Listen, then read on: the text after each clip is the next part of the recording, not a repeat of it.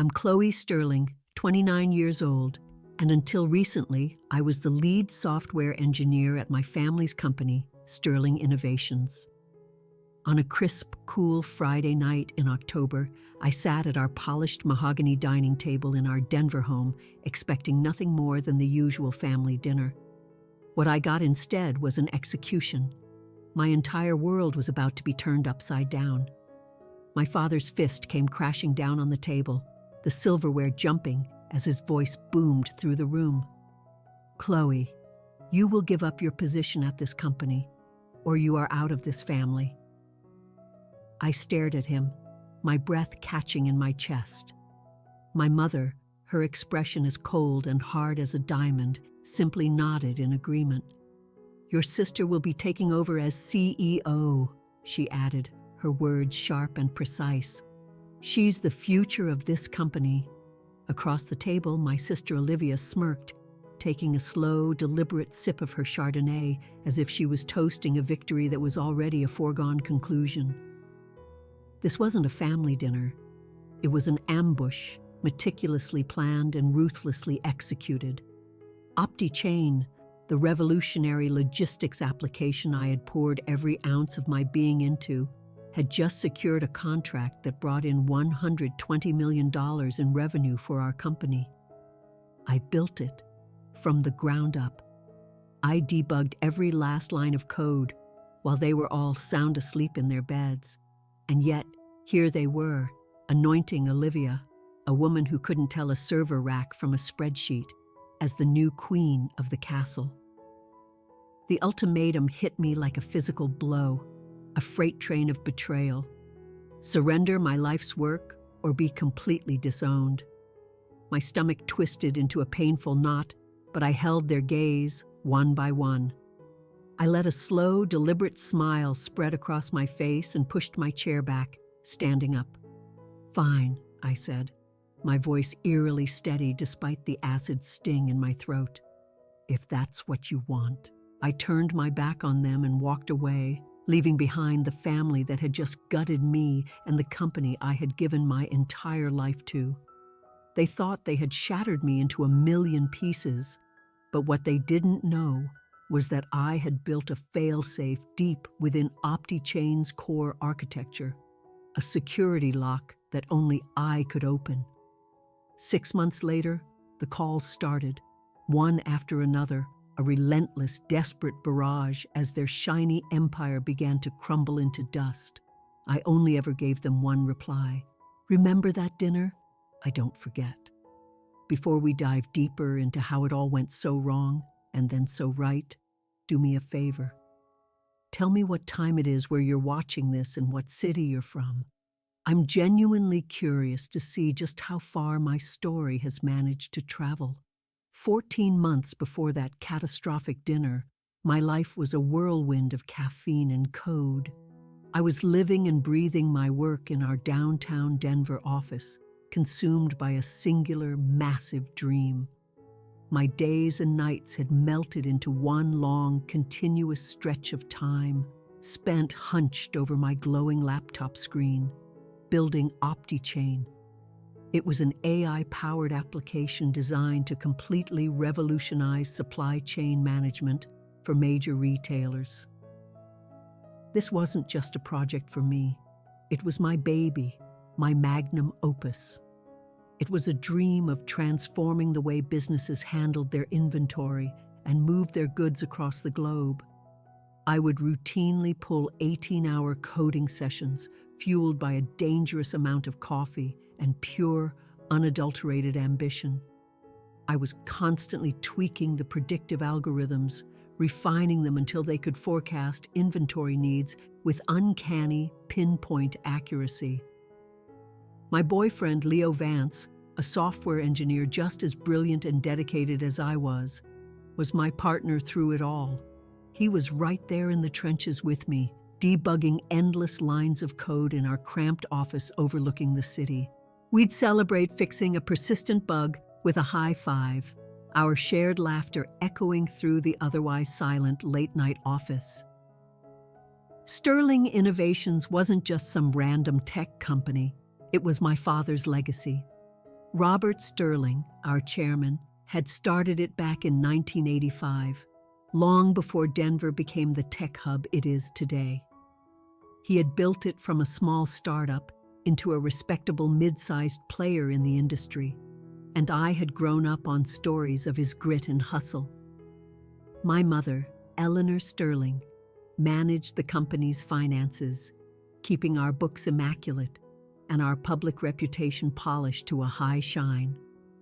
More than anything, she cared about the Sterling family name, always pushing Olivia and me to look and act the part at every industry gala and networking event. And then there was my sister, Olivia, 2 years my senior and blessed with a magnetic charm that I never possessed. She could work a room like no one I'd ever seen, but she had absolutely zero technical aptitude. She thrived at networking events, effortlessly tossing around buzzwords like disruptive innovation and strategic synergy without having the faintest clue about the complex technology that actually powered them. I'd often roll my eyes when she did it, but I always let it slide. She was family, after all, and I naively believed we would eventually find a way to balance our different strengths. By spring, OptiChain was finally ready for its debut. Leo and I ran the final battery of tests, watching with pride as the application crunched massive data sets faster and more efficiently than anything else on the market. Our moment of truth came when we pitched it to a major national retail chain. Marcus Thorne, their sharp, no-nonsense supply chain manager, saw the potential immediately. He signed a deal that changed everything for us. As OptiChain was rolled out across their network of warehouses, it began slashing their operational costs and boosting efficiency beyond their wildest projections. The contract was worth an initial $120 million in revenue, a figure so staggering it made my father's eyes light up with a kind of avarice I hadn't seen before. I'll never forget standing in that glass-walled boardroom, presenting the final numbers. My voice was steady, but my heart was hammering against my ribs. Under the table, Leo squeezed my hand, his wide grin silently screaming, "We did it." For a fleeting, beautiful moment, I felt like I had finally earned my place, not just as the resident coder, but as a true Sterling. But Olivia, as always, had other plans. She began making the rounds at every tech meetup and conference in the Denver area, schmoozing with startup founders and venture capitalists. At one particularly high-profile event near the Denver Tech Center, I overheard her holding court with a captivated crowd. "OptiChain is just the beginning," she declared with unearned confidence. "My vision for this company will take us global." Her vision. The words were like a slap in the face. I had to physically bite my tongue to keep from shouting. She had never written a single line of code, never pulled an all-nighter to fix a crashing server. She had contributed nothing. Leo noticed the muscle twitching in my clenched jaw and leaned in to whisper, "Let her talk. You're the one who built the real thing." I nodded, trying to force myself to focus on the app's incredible success, but Olivia's words had planted a seed of resentment that was already beginning to sprout. She started to breeze into the development office, dropping corporate jargon like strategic synergy while glancing at my complex lines of code as if they were a foreign language she had no interest in learning. And my parents, they just ate it up. My dad would clap her on the back, beaming with pride, saying, "That's my girl, a natural leader," while my mom would nod, her smile tight but undeniably proud. The tension in our family began to grow, subtle at first, but sharp as a razor's edge. At a family barbecue that was supposed to be a celebration of our success, Olivia pitched her so-called global expansion plan to my father. It was a masterpiece of fluff, all buzzwords and no substance. I tried to interject, to talk about the technical scalability of OptiChain, and what we'd need to actually support such growth, but my mother cut me off sharply. "Let your sister shine, Chloe," she said, her voice leaving no room for argument. Leo shot me a look from across the patio, his eyes silently urging me to stay cool. I did, but it felt like swallowing shards of glass. I started noticing the little things. My dad's emails to me became shorter, more transactional, focused on logistics rather than praise for my work. My mom's phone calls were no longer about my projects. Instead, they were glowing reports of Olivia's latest networking triumph. I kept telling myself it was just business, that in the end, my family would see the truth and come through for me. Leo wasn't so sure. One night, over takeout pizza in our downtown apartment, he looked at me seriously. "They're leaning on Olivia way too much," he said. "You need to protect what's yours, Chloe." His words stuck with me, planting a seed of doubt that I wasn't ready to acknowledge. By the time summer rolled around, my phone had become a battlefield. I was still trying to ride the high of OptiChain's success, but the atmosphere in Denver's tech scene was turning toxic, thanks to my sister. Olivia had taken her charm offensive to a whole new level. At a packed tech conference, she was working the room, flashing that perfect smile and dropping lines like, "Chloe's a fantastic coder, but she just lacks the vision to lead." I heard about it from a colleague who texted me, their message blunt and to the point, "Your sister is trashing you all over town." My jaw tightened as I read the message. The low hum of the servers in the Sterling Innovations office suddenly feeling like a mockery of my rising anger. Olivia wasn't just networking anymore. She was actively undermining me, painting me as a one-trick pony, a simple coder, in front of the entire Denver startup community. Then came the phone calls from my parents. My mother rang me one humid afternoon while I was in the middle of debugging a critical new feature for OptiChain. Her voice was deceptively calm, but it had an edge like a knife wrapped in silk. "Olivia is showing real leadership, Chloe," she said. "She's going to take this company further than you ever could. You should stick to the technical side, where you're comfortable." I gripped my phone, words catching in my throat, but before I could even formulate a response, she hung up, leaving me staring at a blank screen, my ears ringing. A day later, a long text from my father arrived. "Olivia has been in talks with some major investors. She has some very big plans for the company. We need you to support her." Support her?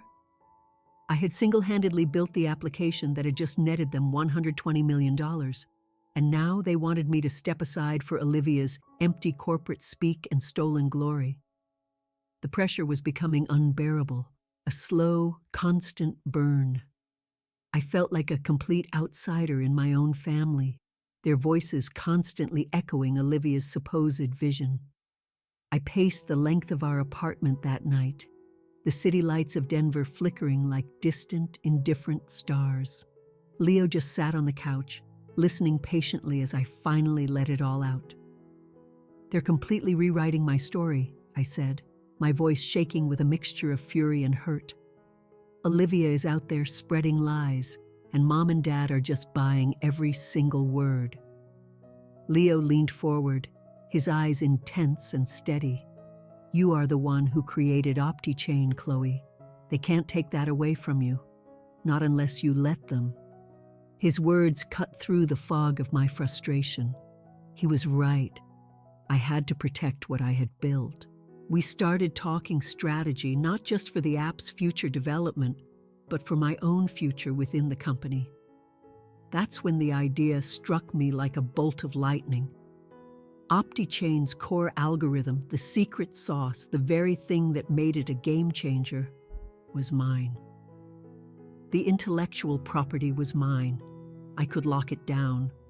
Leo, ever the pragmatist, immediately suggested a specific method, an authentication lock, a biometric safeguard that would require my unique fingerprint every 72 hours to keep the core algorithm fully functional.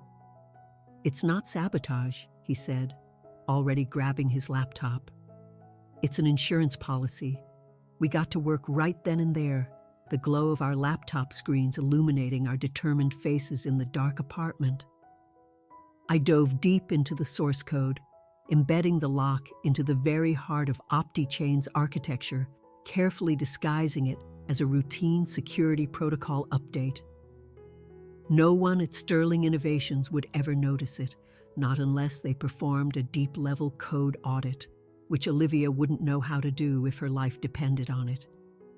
We tested it relentlessly. Leo ran complex simulations, mimicking server crashes and system failures to ensure the lock would hold under any circumstances. I scanned my fingerprint over and over, watching the system hum back to life each and every time. "This is your shield, Chloe," Leo said, his voice firm as we finalized the clandestine setup. I nodded, a strange cocktail of relief and defiance coursing through me. The lock wasn't just about protecting my code, it was about protecting myself.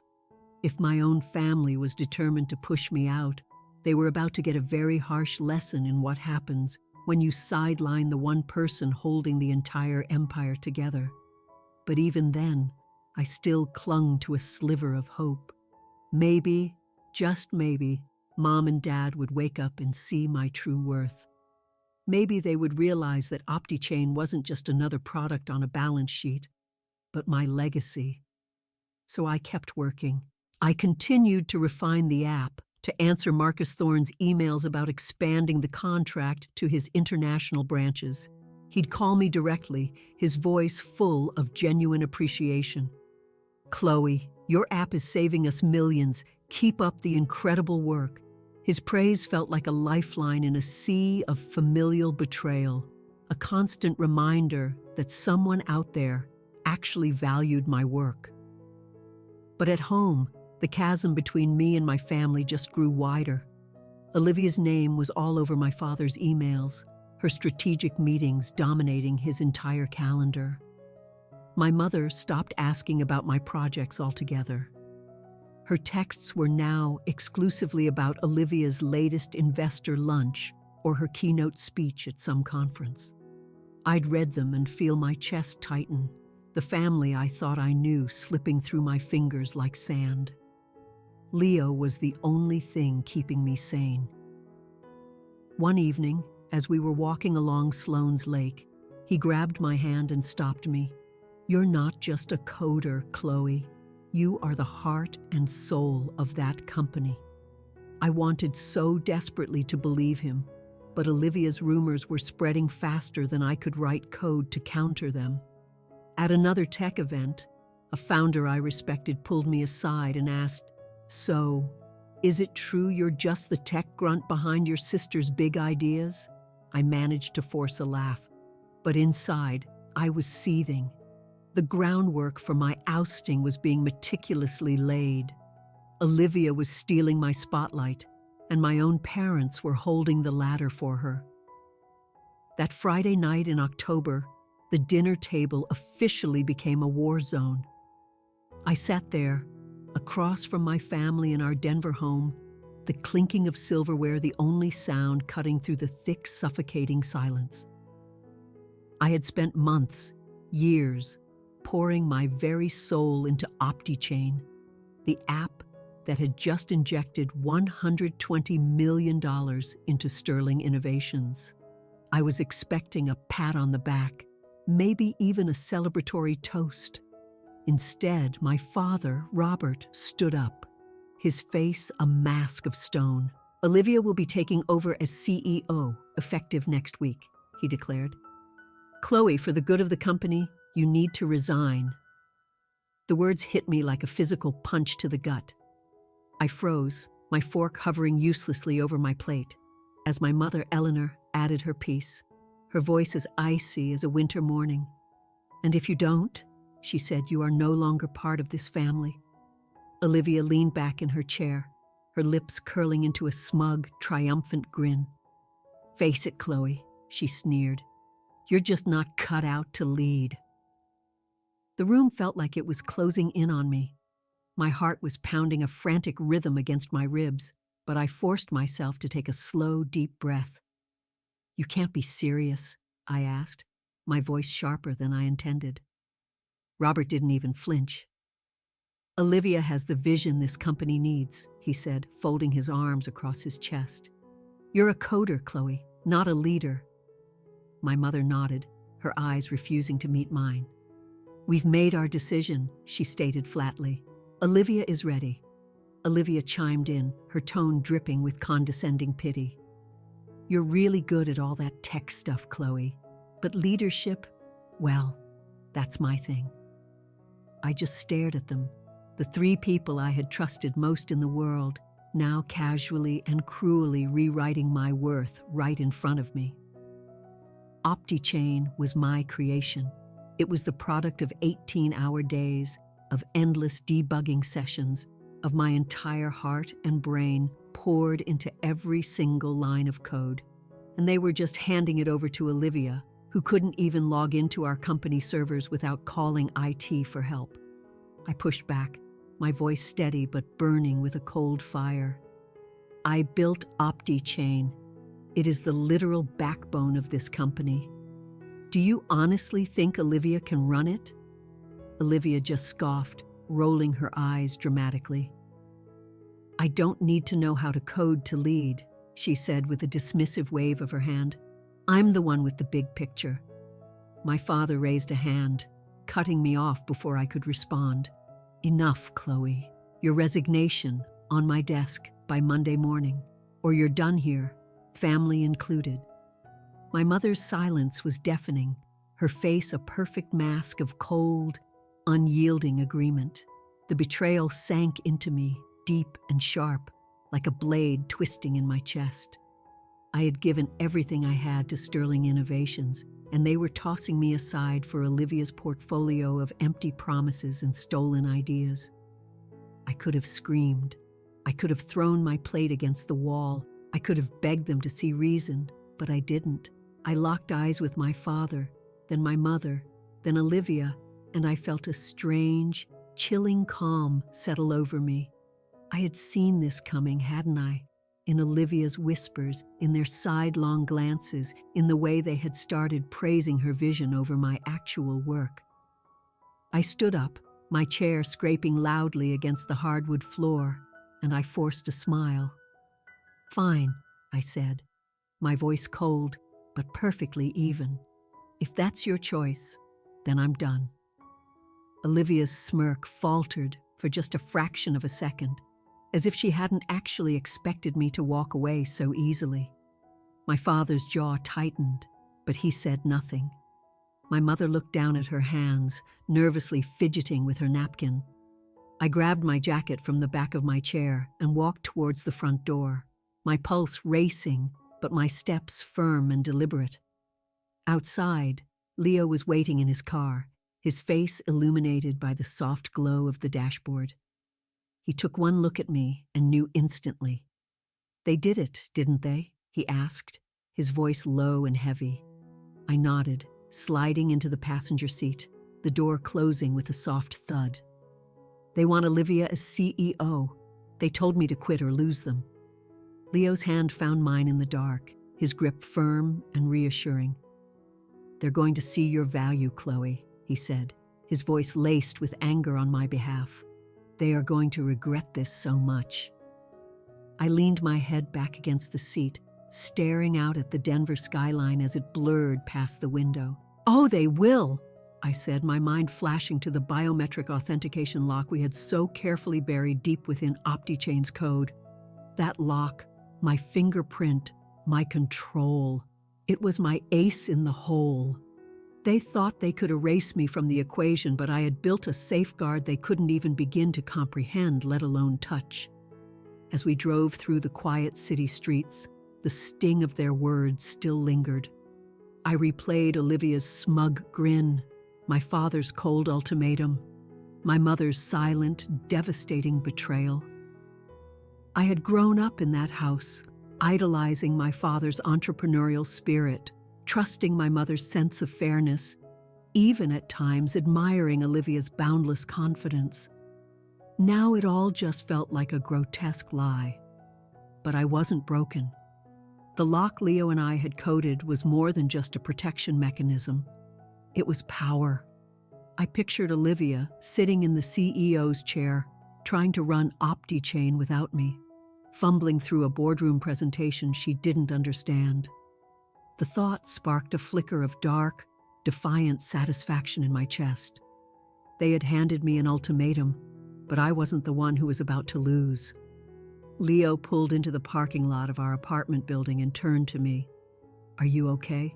he asked, his eyes searching mine for any sign of cracking. I nodded, and this time my smile was real. "I'm not done yet," I said. "They're about to see what happens when you bet against me." He grinned, squeezing my hand again. "That's my girl." I stepped out into the cool night air and felt something fundamental shift inside me. The family I had known was gone, but I had Leo, I had my work, and I had a plan. They had pushed me out, but I wasn't about to leave empty-handed. Exactly 1 week after I walked out of that house, my phone started blowing up like Denver's I-25 during rush hour. I was in my apartment, sipping a much-needed coffee with Leo, when the first call came in. It was Marcus Thorne, his voice tight with barely suppressed panic. "Chloe, OptiChain is tanking. Our inventory is a complete mess. Efficiency has dropped by 40% in a week. What the hell is going on?" I leaned back in my chair, feeling my pulse quicken. The 72-hour authentication lock we had embedded in the code had kicked in, right on schedule. Without my fingerprint to grant access to the core algorithm, the app was systematically choking itself, and Olivia, the brilliant new CEO, was completely out of her depth. Marcus's tone sharpened. "You need to fix this, or we're pulling the contract. That's a $120 million deal on the line." I calmly promised to look into it, but inside, a spark of grim satisfaction was growing into a flame. They were finally learning what happens when you push out the person who built the machine. By noon, my inbox was an apocalyptic flood. Sterling Innovations was in total chaos. I had emails from panicked engineers reporting that servers were stalling, and forwarded complaints from clients about massive shipment delays. Olivia had taken the helm, but she was sinking the ship. I got a text from a junior coder I used to mentor. "Olivia is in the main conference room yelling at us to fix the code, but she doesn't even know where to start looking." I pictured her there, throwing around her useless buzzwords like optimize and re-synergize, while her entire team scrambled in a state of confused panic. She had never touched OptiChain source code.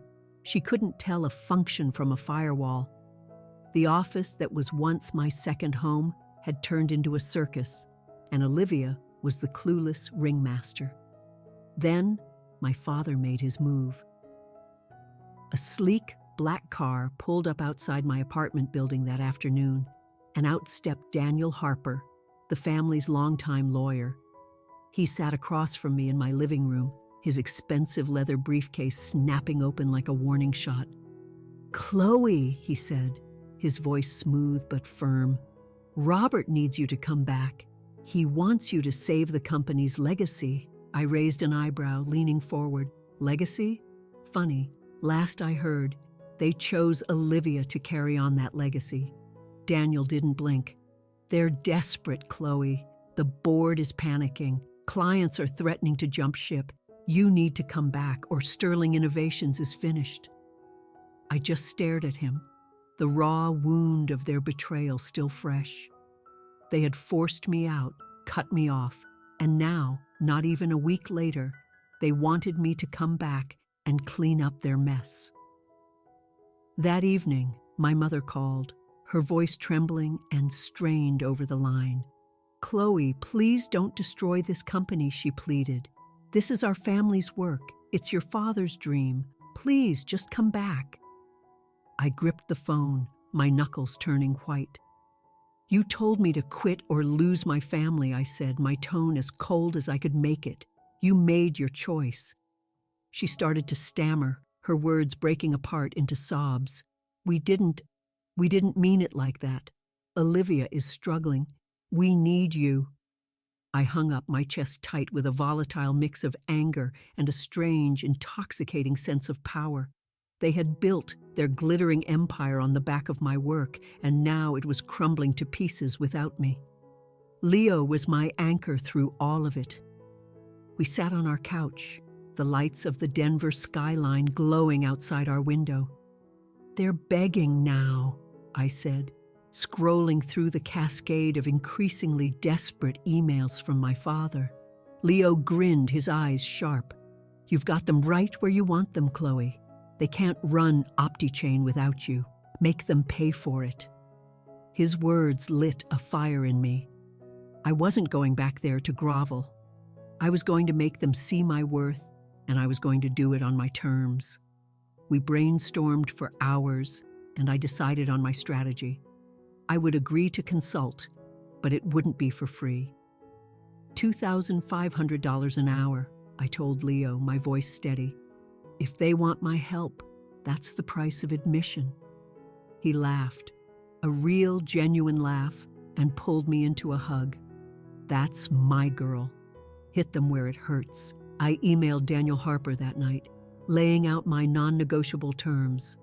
$2,500 per hour, no equity, no title, and no apologies accepted. The next morning, he replied with a single word: "Agreed. Start immediately." I felt a dizzying rush, like I had just played my strongest card and watched it land perfectly. OptiChain was my creation, and now I was going to use it to teach them a lesson they would never forget. I started planning my next move, not just to temporarily fix the app, but to set the stage for my final act. The lock was still active. My fingerprint was still the only key. I would help them just enough to keep Marcus Thorne's contract from completely imploding. But Olivia would never, ever get her hands on the core code. This was no longer about saving Sterling Innovations. This was about showing them who really held all the power. A week later, I walked back into the offices of Sterling Innovations feeling like I owned the place. As the glass door swung open, Brenda Holt, the receptionist, looked up from her desk, her eyes going wide with a mixture of shock and palpable relief. "Chloe Sterling," she breathed, "you're back." I gave her a curt nod, my laptop bag slung over my shoulder, and made my way to a corner office they had hastily set up for my consulting gig. At $2,500 an hour, I wasn't there to make friends. Marcus Thorne had been emailing me daily, his messages growing more frantic as he tried to stabilize OptiChain's performance for his retail chain. I worked directly with him, granting his team limited server access to patch the app's output, just enough to keep his warehouses from grinding to a complete halt. Every fix was a carefully calculated move, with my fingerprint remaining the one and only key to the core algorithm, ensuring that Olivia couldn't take credit for any of the progress. The office atmosphere was thick with tension. Engineers scurried between cubicles, their faces pale and drawn from sleepless nights. Olivia's disastrous reign as CEO was unraveling even faster than I had anticipated.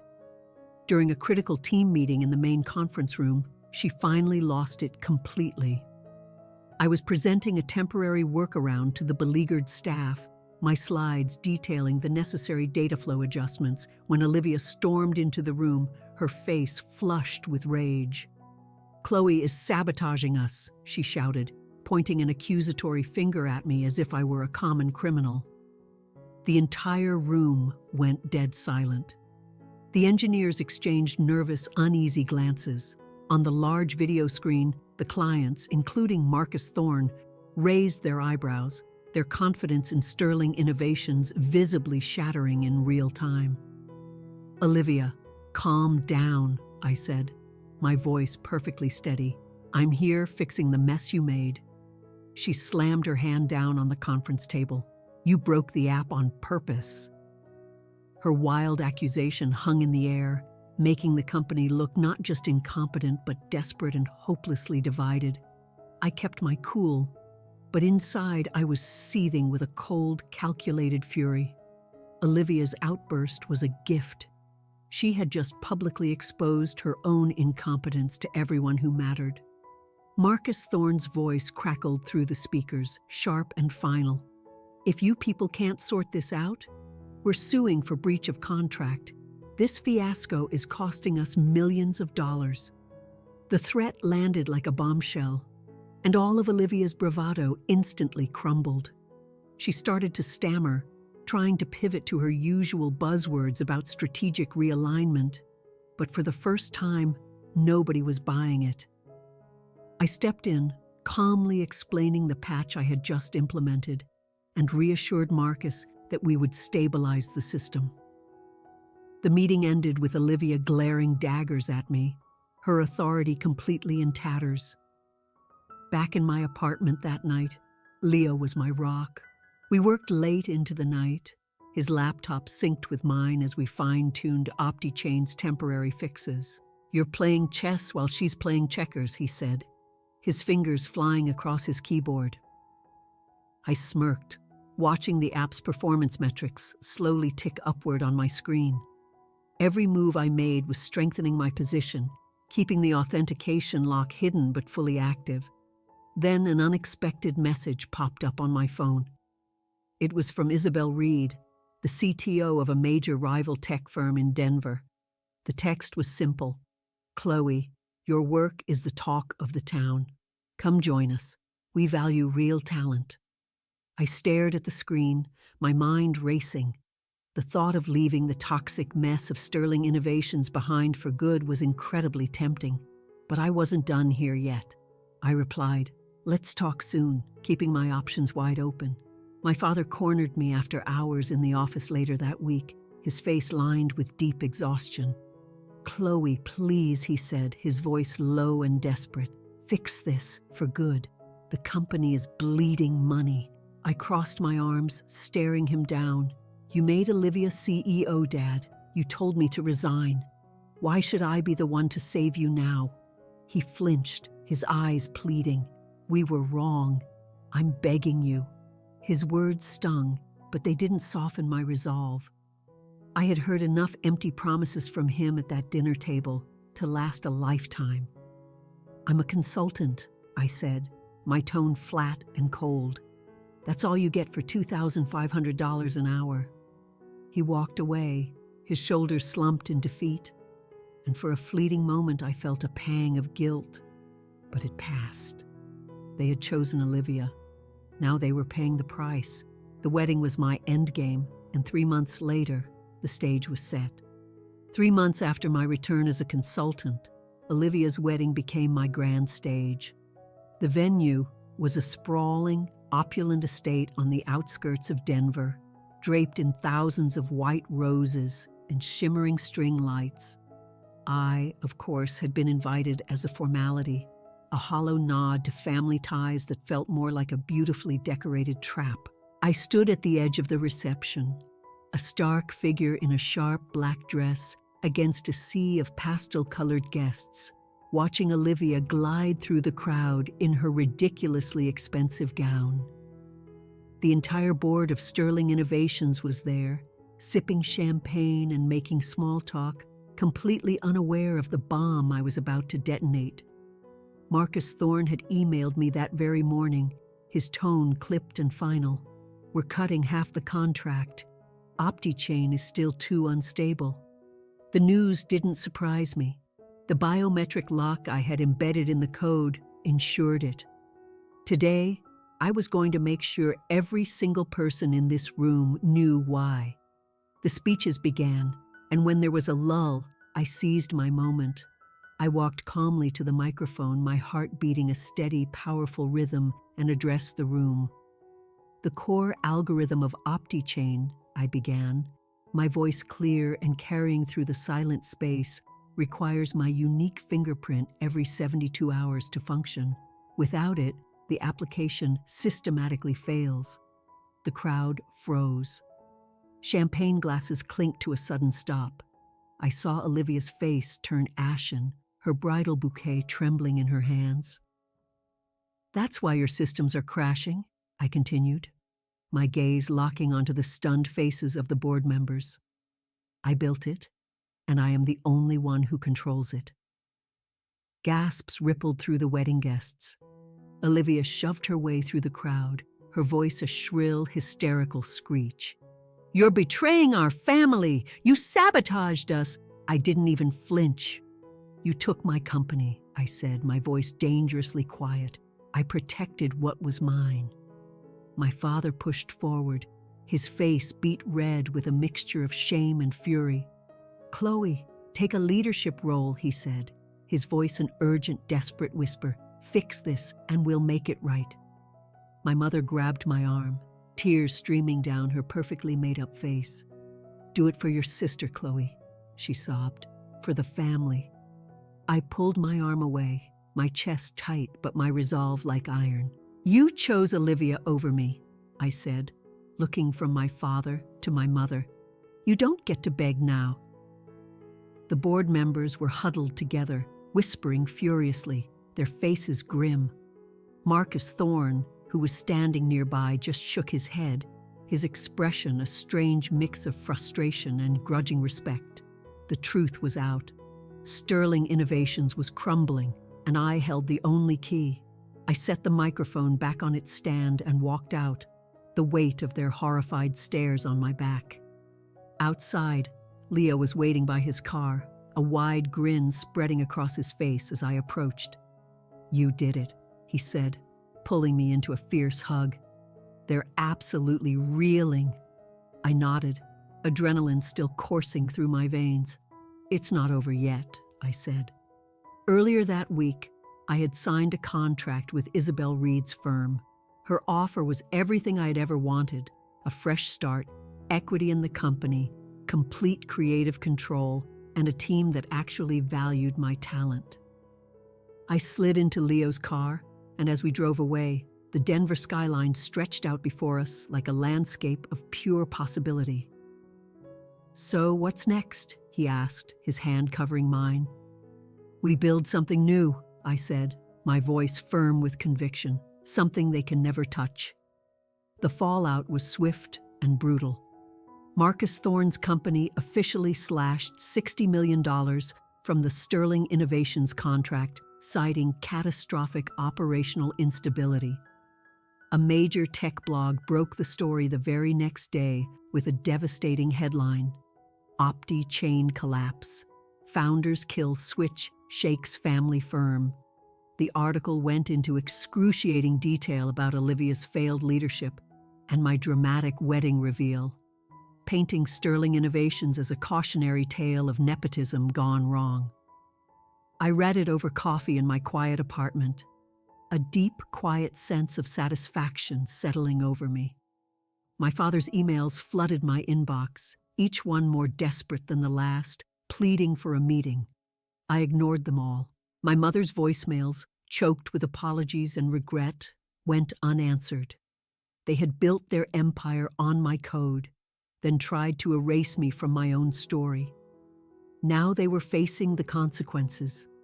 Leo and I spent our nights planning our future, our creativity unleashed. We sketched out ideas for a new application, Synergy Core, one that would not only rival OptiChain, but surpass it in every way.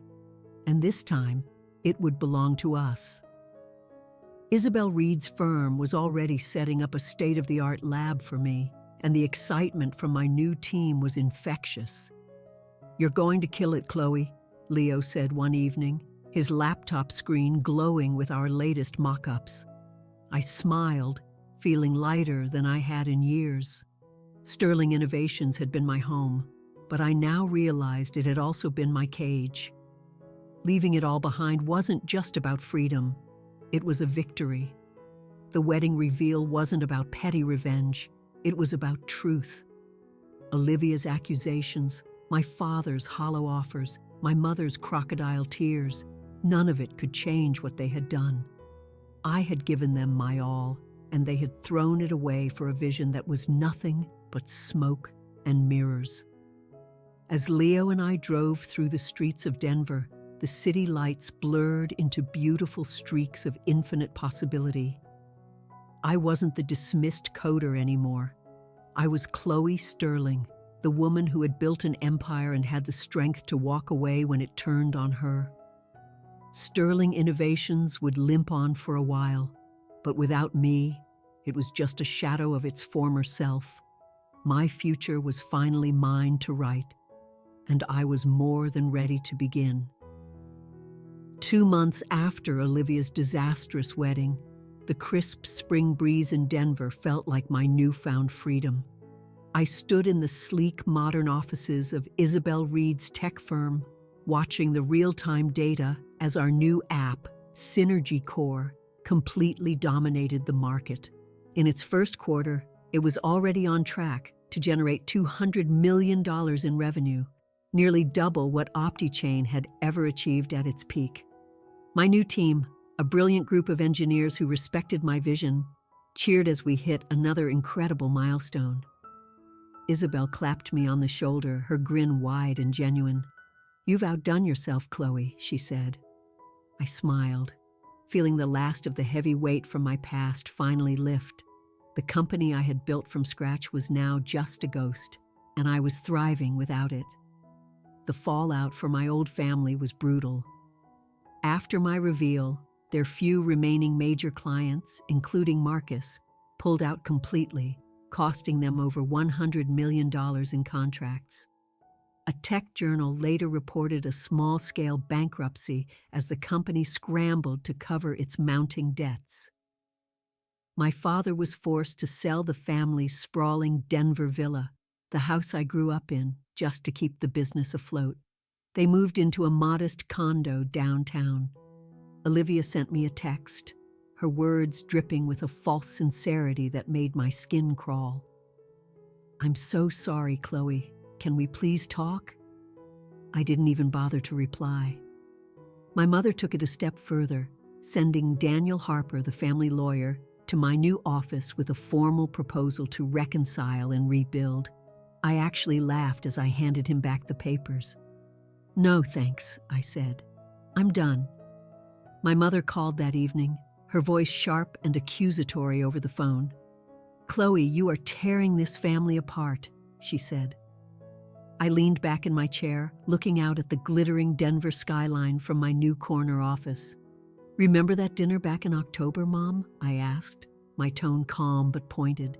"You chose Olivia, I chose myself." I hung up the phone, my heart perfectly steady. There was no going back. They had built their legacy on my back, then discarded me when I was no longer convenient. Now they were living in the wreckage they had created, and I was busy building something better. My new chapter officially began on the shore of Sloan's Lake, where Leo and I exchanged our vows under a canopy of old oak trees. Our wedding was simple but vibrant, with wildflowers lining the aisle and our friends from Isabel's firm raising glasses of champagne to toast our future. As Leo looked at me, his eyes warm and full of love, he whispered, "We made it, Chloe." I squeezed his hand, my simple wedding band catching the afternoon sunlight. The crowd cheered as we kissed, the lake sparkling behind us. These were my people now. This was my real family, the ones who saw my worth from the beginning, who didn't demand I dim my own light to make them feel comfortable. As we danced under the stars that night, the lessons I had learned came into sharp focus. Family isn't just about blood. It's about the people who recognize your value, who stand by you, who celebrate your strength instead of fearing it. Independence was my ultimate victory, not just over Sterling Innovations, but over the toxic idea that I needed their approval to be whole. I had built OptiChain from nothing, and when they took it from me, I built Synergy Core, something even greater. Olivia's fake apology, my father's desperation, my mother's pleas, It was all just noise, not truth. My real family was right here, laughing with me, believing in me. I heard Sterling Innovations limped on for another year before it was finally acquired for parts by a larger corporation, a cautionary tale whispered in the boardrooms of Denver's tech scene. I read the news and felt no guilt, only a profound sense of clarity. They had underestimated me, and they had paid the price. Leo and I were already planning our next project, a new platform designed to empower small businesses, free from the corporate games and betrayals that had almost broken me. As I stood on the edge of the lake, the cool spring breeze on my skin, I knew I had won, not by destroying them, but by outgrowing them. Independence wasn't just my shield, it was my strength.